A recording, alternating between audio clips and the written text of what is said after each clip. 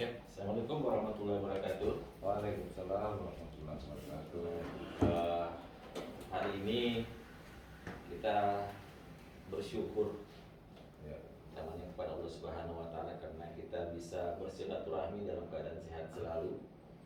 Pada kanda-kanda sekalian, saya panggil kanda walaupun beliau ini para pejabat-pejabat ulung di ibu kota negara, wilayah ibu kota negara, ada di Balikpapan, ada dari beliau sebagai Bupati Kanda Handap ya. ya, Kanda sekalian ya. Dengan nuansa silaturahmi yang mungkin acara ini dadakan, tapi saya yakin ada banyak hal yang bisa didiskusikan secara valuable kan ya. Akhir-akhir ini sudah menjadi apa ya, pembicaraan umum utamanya di Kalimantan sendiri, apalagi di Indonesia saat ini. Kalimantan Timur dalam hal ini Penajam Pasar Utara menjadi apa ya, bahan perbincangan mengenai ibu kota negara baru. Dan alhamdulillah hari ini kita ada di Universitas Balikpapan. Kita coba ya mungkin ada sharing-sharing atau update tentang kondisi terkini sekaligus memberikan informasi kepada audiens yang lain mengenai perkembangan terakhir. Kanda Anda sebagai PLT Bupati ya, mungkin bisa cerita sedikit tentang perkembangan terakhir mengenai ibu kota negara ya. IKN Nusantara. Silakan. Baik, Dinda Guru. Assalamualaikum warahmatullahi wabarakatuh. Seperti yang telah disampaikan oleh Dinda Gun dalam pengantar diskusi santai kita pada sore hari ini bersama Bapak Rektor Universitas Balikpapan, perguruan tinggi yang menjadi barometer kemajuan pendidikan di Balikpapan khususnya dan Kalimantan Timur secara umum, bahwa di hari-hari belakang ini memang berita terkait dengan rencana pemindahan ikan ini kan semakin mendominasi pemberitaan di media-media, baik itu media cetak maupun media-media sosial dan lain-lain sebagainya. Perkembangan terakhir tentang rencana pemindahan IKN ini memang menunjukkan intensitas terutama kunjungan para petinggi-petinggi pengambil keputusan dari pusat. Hampir setiap hari tim dari kementerian, pejabat-pejabat tinggi, baik itu eselon 1 sampai kepada pimpinan departemen mengunjungi IKN dalam rangka memastikan sejauh mana persiapan-persiapan kemudian IKN betul-betul sudah dipersiapkan dengan baik. Besok itu ada agenda Panglima TNI akan mengunjungi IKN bersama dengan Ketua DPR Ibu Puan beserta seluruh pimpinan di DPRD katanya akan mendampingi beliau besok, dan beberapa pejabat dan kementerian termasuk Menteri PUPR. Kegiatan di wilayah IKN sementara ini memang masih pada tahapan persiapan untuk dukungan kepada pelaksanaan kegiatan inti pembangunan IKN, seperti sekarang ini lagi on progress yaitu pembangunan bendung Sepaku Semanggi. Itu dalam rangka mempersiapkan ketersediaan air baku untuk kepentingan IKN. Kemudian secara bersamaan sekarang lagi sudah mulai di-clearing lokasi juga untuk intake air minum dalam satu sungai di Sepaku yang dalam rangka untuk saling mensupport sehingga dipastikan bahwa kebutuhan air baku untuk IKN nanti tercukupi. Jadi yang mudah-mudahan itu berjalan sesuai dengan harapan. Ditargetkan untuk pembangunan bendung itu akan selesai tuntas di paling lambat 2023. Sementara di lokasi inti sendiri ini lagi persiapan di clearing untuk membuat jalur logistik Oke. keluar masuk ke dalam. Dan nantinya jalur-jalur ini itu juga yang akan menjadi ring road di wilayah inti itu. Tapi sementara ini akan digunakan untuk jalur logistik soal pembangunan istana negara. Ya barangkali itu sementara ya perkembangan yang dalam sambil menyusun beberapa regulasi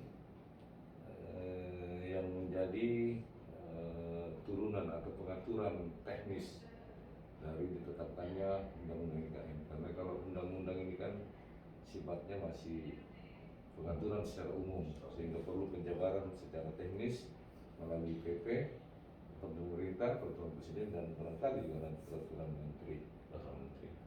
Dan saya dengar kabar bahwa itu Pak Presiden memberi waktu paling lama 2 bulan, peraturan-peraturan ini sudah harus tuntas. Karena Pak Presiden ada keinginan ingin segera melakukan groundbreaking untuk pembangunan istana. Informasi juga yang sempat sampai ke kita bahwa ada rencana Pak Presiden akan melakukan camping ground di wilayah di dalam di lokasi rencana pembangunan istana itu. Dan sekarang pihak-pihak yang terkait lagi melakukan persiapan dalam rangka itu. Ya mungkin ini sebenarnya informasi. Terima kasih Anda luar biasa informasinya. Paling tidak dengan informasi awal ini memberi pencerahan tentang bahwa progres rencana ibu kota baru ini betul-betul sudah dalam tahap pembangunan seperti itu ya. Oke, tidak kurang rasanya kalau coba kita mendapatkan juga gambaran pencerahan mengenai bagaimana perkembangan ibu kota dan pergerakannya. Karena salah satu tokoh kita Bapak Dr. Isradi Senal, di belakangnya ada banyak titel yang tidak bisa disebutkan satu ya. Sebagai rektor Uniba, beliau salah satu boleh dikata inisiator mengenai dukungan terhadap program ini, di tengah-tengah yang lain mungkin belum membahas dan mengkaji. Beliau salah satu tokoh Balikpapan Kaltim yang sudah intens mendampingi rencana pembangunan ibu kota negara. Dan dari sering mungkin bisa kasih kita gambaran terkini kaitannya pula dengan bagaimana supporting dari dunia akademisi. Iya, jadi saya kan mewakili 3 hal. Siap. Sebagai akademisi saya rektor, sebagai pengusaha saya komisaris, sebagai praktisi saya pernah dipakai tenaganya di lebih dari 10 negara. Terus terkait dengan IKN, di 2 Agustus itu saya diwawancarai sama Kaltim Pos. Saat itu dalam posisi saya sebagai dekan teknik dan ketua PI. Masih dekan waktu itu? Iya. Terus ditanya, itu belum ditunjuk ya Kaltim sebagai IKN, masih ada Kalimantan Tengah dan Kalimantan yang lain. Ditanya, kalau misalnya dibangun gedung pencakar langit di Penajam, itu sanggup nggak? Jadi saya sampaikan, saya insinyur ya, terus saya punya komunitas, setelah saya berdiskusi itu bisa. Saya menjamin bisa, karena teknologi sekarang itu mampu membangun dimanapun sekarang ya. Jangankan kayak tanah di Penajam, air saja bisa dibangun sekarang ya. Terus yang kedua, kaitannya dengan dukungan itu, saya juga yang mengajak dekan teknik seluruh Indonesia. Jadi itu juga Pak Jokowi tanggal 26 Agustus itu tetapkan Kaltim sebagai ibu kota. Ya, tanggal 29 sekitar Agustus itu saya ajak dekan teknik se-Indonesia mendukung. Ada dekan teknik UI, UGM dan lain-lain. Lebih besar lagi yang kebakarannya tidak dilakukan. Nah dari situ kemudian saya undang Dirjen Inovasi kita sama-sama juga waktu itu, waktu Bupati, masih waktu Bupati, kita bicara IKN. Ya, kemudian di bulan September, tanggal 6 September 2019, dan saat itu kita menyatakan bahwa membangun IKN itu harus ditunjang dengan pembangunan SDM. Ya kan, makanya oke.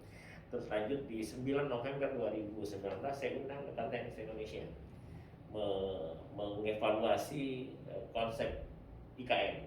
Konsep IKN itu Smart Green Forest Sustainability City. Nah, dari hasil pertemuan dekan teknik Indonesia, karena kebetulan saya sekjen, ya kan, Oke. ditambah Blue City karena kan dilalui alur laut Kepulauan Indonesia. Alki 2. Selat Malaka itu membuat kaya Singapura itu, dan dulu kerajaan-kerajaan Melayu, sekarang kita punya Alki 2 itu mesti dieksplor. Nah, kemudian sampai di akhir Desember juga saya kumpulkan lagi dengan teknis Indonesia termasuk di Dikti untuk menyampaikan pendapat yang ahli geologi bicara geologi, yang ahli smart bicara smart, itu semua. Saya juga dalam banyak hal terkait dengan air, yang misalnya bendungan, sungai, Supaku. Kami itu ada beberapa konsep. Benar kalau misalnya orang bilang kita air tanah kurang, jadi kita pakai air permukaan, air baku, ya kan? Nah, salah satu caranya, tapi saya sempat diskusi dengan rektor ITS dan ITK. Itu sekarang kita antisipasi misalnya nanti kekeringan yang memanjang dan lain sebagainya. Jadi ada potensi air laut juga untuk dijadikan sumber air ke depan, ya, sebagai emergency. Nah,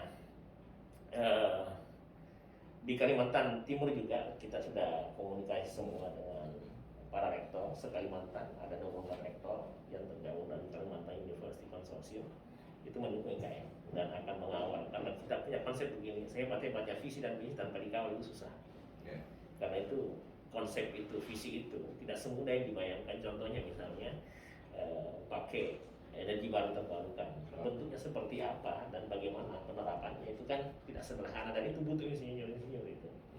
Saya ini siang malam mendukung IKN. Kenapa? Karena saya ketua PI Kaltim. Jadi kalau ada apa-apanya IKN ke depan, saya termasuk orang yang bertanggung jawab. Jadi saya akan mendorong semua pihak, termasuk PI itu dukung IKN, karena PI adalah salah satu lembaga yang diundang Presiden untuk mengawal IKN masuk Ikatan Arsitek Indonesia. Nah, saya begini, ini IKN sudah ditetapkan, kita kawal rame-rame, tidak boleh dilepaskan, ya kan? Karena saya baca konsep orang bisa belokkan, ya kan? Jadi kemudian satu yang saya pesankan sebenarnya, kalau misalnya ada yang anti IKN, kita jangan tanggapi secara berlebihan. Itu harus dianggap sebagai kawan berpikir. Karena kalau saya lihat keberatan-keberatannya, kalau secara logika tidak ada yang keberatan sebenarnya. Tidak ada satupun di Indonesia yang keberatan IKN dipindahkan ke Kaltim. Dan itu masuk dalam skema misalnya jadi pusat pemerintahan, pusat bisnis kan tidak sembarang kita pindahkan, karena bisnis itu ditentukan oleh pelaku bisnis, bukan. Terus yang satu hal yang saya pertekankan tadi, saya katakan oposisi tidak ada satu kan, misalnya kayak gini, kamu duit dari mana, ya kan? 466 triliun, ya kan bisa dibalik. Mana mungkin ada pembangunan langsung selesai dalam 2 tahun, tidak ada. Jadi saya punya perkiraan paling di bawah 5 triliun yang terpakai sampai 2024, ya kan? Itu kalau skema BUMN. Terus yang kedua, dibanding kontribusi Kaltim untuk Indonesia kan ratusan triliun tiap tahun, itu tidak seberapa itu. Bandingkan misalnya dengan kereta cepat lebih 100 triliun. Jadi kalau misalnya bicara triliun sedikit itu. Kemarin misalnya Ridwan Kamil bicara 2 triliun itu banyak, karena dia tidak tahu kalau itu 100 hektar itu IKN sekarang yang paling luas istananya sekarang dengan perangkat-perangkatnya. Tol dari Balikpapan Samarinda sudah 16 triliun lebih. Jadi misalnya kalau masalah uang, misalnya kita bicara multi-years, kemudian 24 tahun 100 tahun Indonesia merdeka di tahun 2045, itu sedikit, ya, itu tidak seberapa.